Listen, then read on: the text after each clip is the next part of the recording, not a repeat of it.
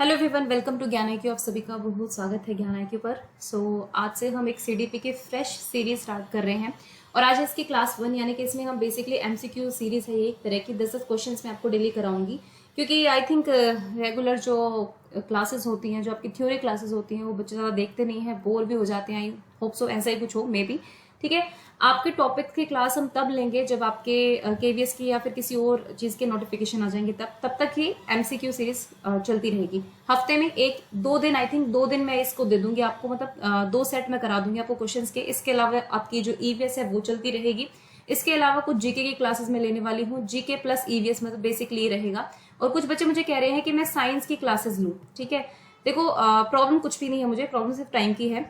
तो मैं कोशिश करूंगी कि हफ्ते में जो है 2 आपको CDP की क्लासेस दे दूं, 2 आपको EVS की क्लासेस दे दूं और 1 या 2 आपको साइंस की देने की कोशिश करूंगी। ये जो EVS और जीके है थोड़ा मिक्स रहेगा, क्योंकि EVS में बहुत सारे टॉपिक्स ऐसे हैं जो जीके के भी हैं, और जीके की थोड़ी बहुत क्लासेस से क्या होगी कि आपकी थोड़ी थोड़ी जीके जो है स्ट्रॉन्ग हो जाएगी। जैसे इंपॉर्टेंट आर्टिकल्स हो गए, फंडामेंटल राइट्स की एक वीडियो बन जाए, जैसे कि आपकी सिटीजनशिप पे एक वीडियो बन जाए, जिसमें हम ज्यादा कुछ नहीं, फैक्ट्स की बात करेंगे जो एग्जाम में बार बार पूछे जाते हैं। ठीक है, तो ये अभी तक प्लान है, देखती हूँ कितना सक्सेसफुल होता है। मतलब ये मैंने अभी थोड़ा डिजाइन किया है प्लान अपना, और देखते हैं जो टाइम रहेगा उसके अकॉर्डिंग होगा। ओके, तो चलिए स्टार्ट करते हैं। साथ साथ क्वेश्चंस को अटेम्प्ट कीजिए, क्योंकि क्वेश्चन जो है आपको प्रैक्टिस देते हैं, साथ ही साथ अभी तक आपने बहुत कुछ पढ़ा होगा तो आपको बहुत ही ज्यादा हेल्पफुल होंगे। ओके, स्टार्ट करेंगे। Which of theory depict second wave of constructivism. ठीक है जी, ये पूछा गया है कि कौन सा सिद्धांत रचनात्मकतावाद, ठीक है, या फिर सृजनात्मकतावाद की दूसरी लहर को दर्शाता है। ओके, सो ऑप्शंस हैं आपके वाइगोत्स्की थ्योरी, पियाजे की थ्योरी, ब्रूनर की थ्योरी या पेंडुरा की थ्योरी। ठीक है, अब हमें देखो कंस्ट्रक्टिविज्म का मतलब क्या है। रचनात्मकतावाद या रचनावाद कह लीजिए, सृजनात्मकतावाद कह लीजिए। कंस्ट्रक्टिविज्म का मतलब है जब आप चीजें खुद कंस्ट्रक्ट कर रहे हैं, आप खुद बना रहे हैं, आप चीज मतलब आप बना रहे हैं उस चीज को खुद से। ओके, एक तो होता है जो बिहेवियरिज्म कहता है कि भाई ठीक है, हमारी जितनी भी नॉलेज होती है वो गिवन होती है, एब्सोल्यूट होती है, उसको हम बदल नहीं सकते, उसी को हम इमिटेशन के थ्रू, एक दूसरे की नकल करके, ऑब्जर्व करके सीखते हैं। लेकिन जो कंस्ट्रक्टिविज्म है, इसकी अप्रोच थोड़ी अलग है। ये कहते हैं कि एक बच्चा जो है अपने एनवायरमेंट में रहकर चीजों को, नॉलेज को क्रिएट करता है, यानी कि वो एक तरह से बुनता है अपनी नॉलेज को। ठीक है, तो कंस्ट्रक्टिविज्म की अप्रोच जो है वो बिल्कुल एक्टिव लर्नर को मानती है, कि जो हमारे जो लर्नर्स होते हैं, जो हमारे बच्चे होते हैं, वो एक्टिव होते हैं, they are not passive. Okay, तो सबसे पहले हम यहाँ पे किसको निकालेंगे? सबसे पहले हम यहाँ पे बेंडुरा को निकाल सकते हैं, क्योंकि वो बिहेवियरिस्ट तो नहीं थे, लेकिन उनकी जो थ्योरी थी वो सोशल कॉग्निटिव की थ्योरी थी, तो वो प्रॉपर कंस्ट्रक्टिविज्म पर जो है फोकस नहीं करते हैं। I mean second wave of constructivism उनकी नहीं है। अब अगर कंस्ट्रक्टिविज्म की बात करें तो 2 वेव्स कौन कौन सी हैं? पहली वेव है आपकी पियाजे की। ओके, सो पियाजे यहां से कट जाएगा, क्योंकि पियाजे जो है वो फर्स्ट वेव की बात करते हैं। अब बचे ब्रूनर और वाइगोत्स्की। तो देखो, ब्रूनर ने दी थी डिस्कवरी लर्निंग अपनी, ठीक है, और अगर वाइगोत्स्की की बोले तो इनकी थ्योरी जो है वो आप सभी को पता होगा, सोशो कल्चरल थ्योरी जो है। सो यहाँ पर जो ऑप्शन आएगा वो आएगा आपका ऑप्शन नंबर ए, वाइगोत्स्की की थ्योरी। कंस्ट्रक्टिविज्म की फर्स्ट वेव जो है वो पियाजे की थ्योरी है, और सेकंड वेव जो है वाइगोत्स्की की थ्योरी है। इनका जो कंस्ट्रक्टिविज्म था वो था सोशल कंस्ट्रक्टिविज्म, यानी कि सामाजिक रचनात्मकतावाद, जबकि पियाजे का जो कंस्ट्रक्टिविज्म है वो है कॉग्निटिव कंस्ट्रक्टिविज्म, यानी कि संज्ञानात्मकतावाद, रचनात्मकतावाद, ये कह लीजिए आप। ठीक है, तो वाइगोत्स्की इसका बिल्कुल करेक्ट आंसर होगा। कुछ लोग एक बार मुझे, जब मैं पहले पढ़ा रही होती थी, MCQs लेती थी, क्लासेस लेती थी, तो कुछ क्वेश्चंस पे कुछ लोगों को बहुत प्रॉब्लम्स होती थी। तो उसमें क्वेश्चन था कि जो हायर ऑर्डर स्किल्स जो हैं वाइगोत्स्की, मतलब उस टाइप का क्वेश्चन था कि हायर ऑर्डर स्किल्स की बात किसने की है विद सोशल सोशल कंस्ट्रक्शन। तो उसमें वाइगोत्स्की के आंसर को बहुत बच्चे गलत मानते थे, पियाजे लगा कर आते थे। देखिए, जो वाइगोत्स्की है, वाइगोत्स्की हायर ऑर्डर स्किल्स की सभी चीजों की बात करते हैं। बस इनका कहना सिर्फ इतना है कि बच्चा जो नॉलेज कंस्ट्रक्ट करेगा विद सोशल सपोर्ट करेगा, यानी कि सोसाइटी का उसमें बहुत बड़ा रोल होता है, हमारे कल्चरल टूल्स का, लैंग्वेज टूल्स का, इन चीजों का। ठीक है, इसका एक्सप्लेनेशन थोड़ा ज्यादा हो गया, आई होप सो कि क्लियर हो गया होगा आपको। Second question is which of the following is true about circular reactions, यानी कि जो सर्कुलर रिएक्शंस होती हैं, जो गोलाकार प्रक्रियाएं होती है, बच्चा करता है, इन्फेंट जो करता है, तो वो उसके बारे में क्या क्या चीजें सही हैं। It provides special means for adapting their first schemes, ये बेसिकली उनको अपनी पहली योजनाओं को अपनाने का एक विशेष साधन प्रदान करता है। क्योंकि जब छोटा बच्चा होता है ना, तो मान लीजिए वो अपने पैर हिला रहा है, पैर बार बार ऊपर नीचे कर रहा है, तो वो करता ही जाता है। बेसिकली वो करेगा, फिर मतलब पैरों को ऊपर करेगा, फिर डाउन करेगा, फिर ऊपर करेगा, डाउन करेगा, और बहुत स्पीड से करता है। एक बहुत छोटा बच्चा, ठीक है, इन्फेंट बोल सकते हैं आप उसको देखना, अगर वो हाथ को हिलाएगा तो हिलाता रहेगा बार बार बार बार, वो बेसिकली उसकी सर्कुलर रिएक्शंस होती हैं। ठीक है। It involve stumbling on to a new experience caused by the babies on motor activities. इसमें बच्चे की अपनी मोटर गतिविधियों के कारण एक नए अनुभव पर ठोकर खाना शामिल है। जब बच्चा अपनी मोटर एक्टिविटीज कर रहा होता है तो उसको एक नया एक्सपीरियंस मिलता है। Okay, the reaction is circular because the infant tries to repeat the event again and again. ये रिएक्शन सर्कुलर होती है क्योंकि बच्चा जो है इस चीज को रिपीट करता रहता है। तो बताइए इसमें क्या सही ऑप्शन होंगे? तीनों सही होंगे, पहला दूसरा, दूसरा तीसरा या पहला तीसरा? फटाफट से आंसर कीजिए।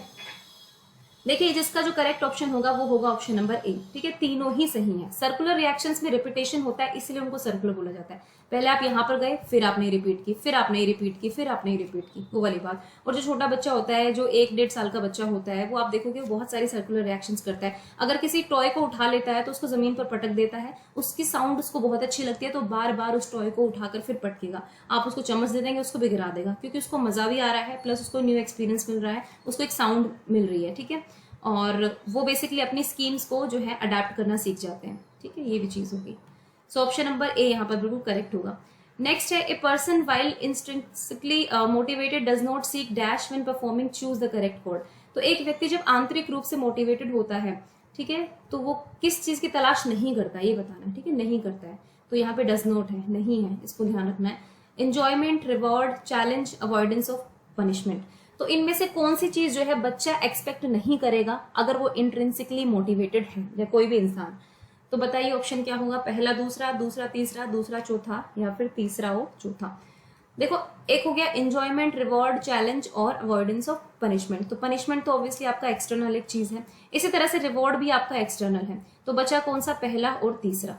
ओके, आई थिंक पहला और तीसरा मैंने, देखो मैं भी कंफ्यूज होगी, मैं भूल गई कि इसमें डज नॉट था। तो ये एग्जाम्स में गलतियां बहुत ज्यादा होती है गाइस, तो इस चीज को ध्यान रखिए। डज नॉट पूछा है ना, कौन सा नहीं होगा, तो ऑब्वियसली सेकंड और फोर्थ यहाँ पर नहीं होगा, तो ऑप्शन नंबर सी होगा। मैं भी सोच रही कि यहाँ पे मैंने ऑप्शन करेक्ट क्यों नहीं डाला है।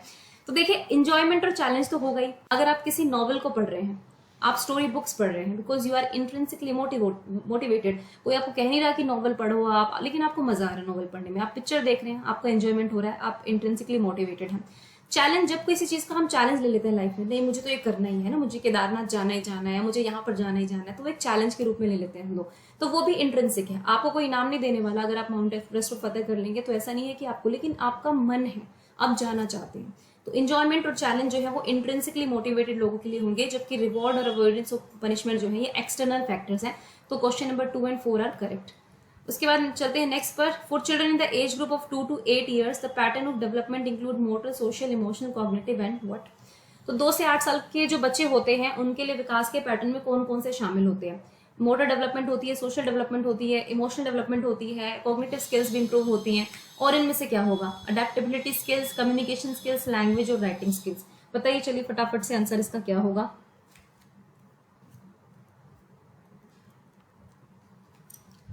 सो गाइज यहाँ पर जो करेक्ट ऑप्शन होगा वो होगा option number C, language skills. ठीक है, कम्युनिकेशन और राइटिंग जो है लैंग्वेज स्किल्स का ही एक पार्ट हो जाएगा।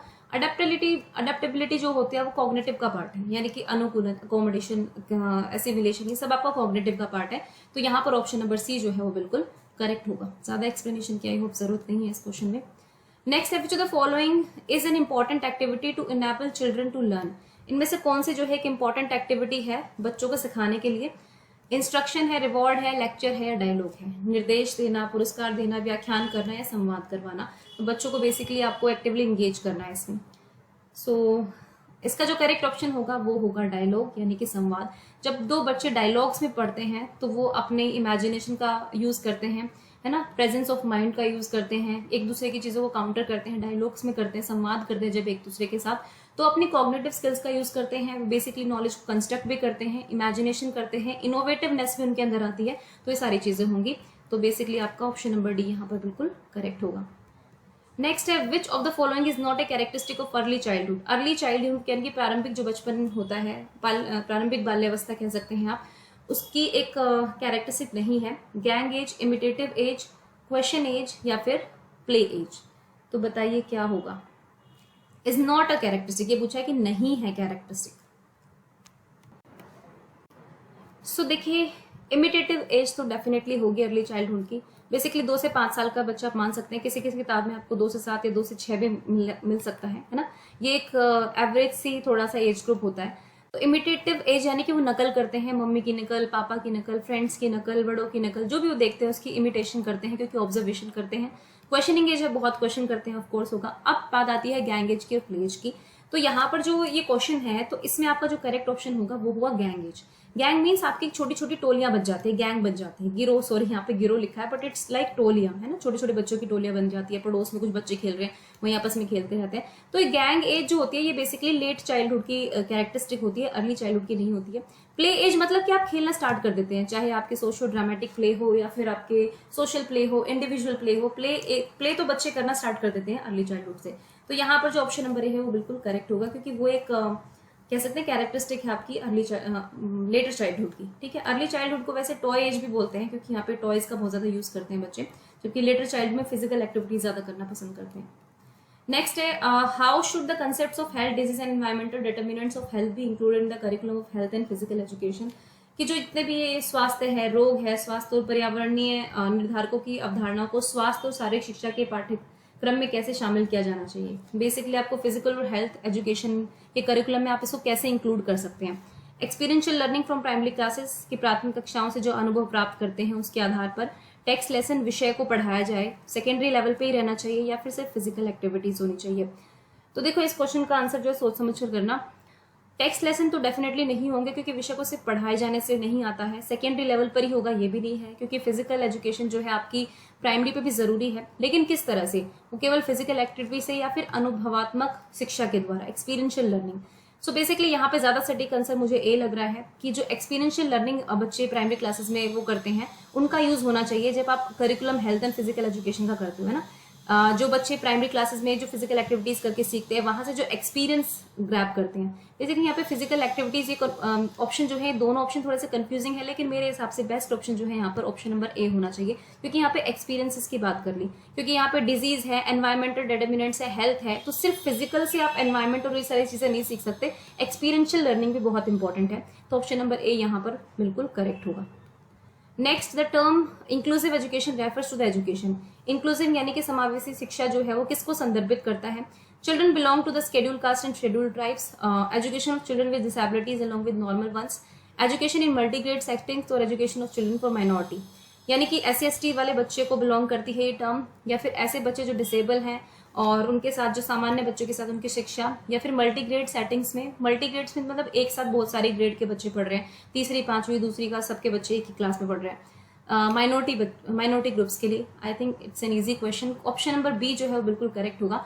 इंक्लूसिव एजुकेशन जो है पहले कंसर्न के साथ आया था बेसिकली फॉर डिसेबल चिल्ड्रन, ठीक है, लेकिन बाद में इसमें सबको इंक्लूड किया गया है, इंक्लूडिंग माइनॉरिटी या फिर आप कह लीजिए जो सोशली डिसएडवांटेज्ड बच्चे हैं सबको इंक्लूड किया गया है। लेकिन फर्स्ट जो कंसर्न थी वो उसकी डिसेबिलिटी वाले बच्चों को लेकर ही थी, लेकिन अब इंक्लूसिव एजुकेशन का जो दायरा है बहुत बढ़ चुका है, इसमें हर तरह का बच्चे इंक्लूडेड है। लेकिन यहाँ पे ऑप्शन जो होगा ऑप्शन नंबर भी बिल्कुल करेक्ट होगा। Characteristic of social constructivist approach of learning. Social constructivist अगर आपको याद हो तो सेकेंड वेव, मैंने आपको बताया अभी वाइगोत्स्की के बारे में। तो इनकी अप्रोच ऑफ लर्निंग क्या क्या करती है, इम्फेसाइज करती है चिल्ड्रंस की कॉग्निशन पर, बच्चों के संज्ञान पर फोकस ज्यादा करती है, इन्फॉर्मेशन को प्रोसेस करने पे ज्यादा फोकस करती है, कोलैबोरेशन दूसरों के साथ करने पे फोकस करती है, या एक्सपीरियंसेस को बहुत मैटर करती है। तो चलिए बताइए, आंसर आसान है, सीधी सी बात है। कॉग्निशन यानी कॉग्निटिव कंस्ट्रक्टिविज्म पियाजे का था, तो यहाँ पर सोशल कंस्ट्रक्टिविस्ट की बात हो रही है तो ये नहीं होगा।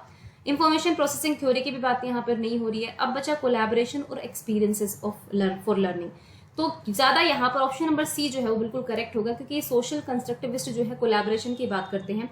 कोलैबोरेशन, कोऑपरेशन दोनों टर्म्स की बात सोशल कंस्ट्रक्टिविज्म में की गई है, तो कोलैबोरेशन लर्निंग पे ज्यादा फोकस करते हैं कि एक साथ मिलकर दूसरों के साथ कैसे हम नॉलेज को कंस्ट्रक्ट कर सकते हैं। एक्सपीरियंसेस का रोल होता है लेकिन ये कॉग्निटिव कंस्ट्रक्टिविज्म में ज्यादा है, पियाजे इस पर ज्यादा फोकस करते हैं, कि ऑप्शन नंबर सी यहाँ पर बिल्कुल करेक्ट होगा। नेक्स्ट है लास्ट क्वेश्चन आपका, constructivism approach permits a child to formulate his own knowledge through observation, experience and experimentation. It is an dash approach to learning, है ना, ये बताना है भाई। रचनावाद दृष्टिकोण वो वाली कंस्ट्रक्टिविज्म अप्रोच जो एक बच्चे को ऑब्जर्वेशन के थ्रू, एक्सपीरियंस के थ्रू और एक्सपेरिमेंटेशन के थ्रू पढ़ाना चाहती है। तो इफेक्टिव यानी कि प्रभावशाली, कॉग्निटिव यानी कि संज्ञानात्मक, अफेक्टिव यानी कि भावनात्मक, और स्किलफुल यानी कि कौशलपूर्ण। देखिए यहाँ पर जो ऑप्शन होगा वो होगा option number B, cognitive constructivism को आप यहाँ पर याद कर सकते हैं। ऑब्जर्वेशन भी होती है, एक्सपीरियंस भी होता है, प्लस एक्सपेरिमेंटेशन भी होती है, क्योंकि यहाँ पर कॉग्निशन का बहुत ज्यादा रोल होता है। आप ऑब्जर्व करते हैं चीजों को, स्कीमास डेवलप करते हैं, एसिमुलेशन करते हैं, अकोमोडेशन करते हैं एक्सपीरियंस के थ्रू, और उसके बाद फिर एक्सपेरिमेंटेशन भी करते हैं आप नई नई चीजों पर। तो ये यहाँ पर ऑप्शन नंबर बी जो है वो बिल्कुल करेक्ट होगा। तो ये आपके 10 क्वेश्चन थे। आई होप कि 10 में से 10 आपने लिए हों, और जितने भी लिए हैं आप कमेंट सेक्शन में नीचे बता सकते हैं। साथ ही साथ आप टेलीग्राम चैनल को ज्वाइन कर सकते हैं, और वीडियो को लाइक कर दीजिए सभी लोग, और उसको शेयर भी जरूर करें। जो लोग आपके साथ तैयारी कर रहे हैं उनके साथ शेयर करें। And thank you for watching ज्ञान IQ।